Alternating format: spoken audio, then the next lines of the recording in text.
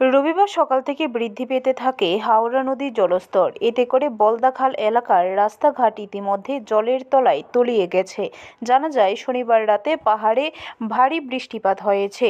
স্বাভাবিকভাবে উজানের জল নামতে শুরু করায় বৃদ্ধি পায় হাওড়া নদীর জলস্তর। রবিবার সকাল থেকে বৃদ্ধি পেতে থাকে হাওড়া নদীর জলস্তর। এতে করে হাওড়া নদীর দুই পাশে থাকা নির্মাঞ্চলগুলির রাস্তাঘাটগুলি ইতিমধ্যে জলের তলায় তলিয়ে গেছে। ইতিমধ্যে বলদাখাল এলাকার রাস্তাঘাট জলের তলায় তলিয়ে গেছে। স্থানীয় এক ব্যক্তি জানান, সকালে নদীর জল কম ছিল। বেলা বাড়ার সাথে সাথে নদীর জল বৃদ্ধি পেতে শুরু করে। এতে করে বলদাখাল এলাকার রাস্তাঘাট জলের নিচে তলিয়ে গেছে।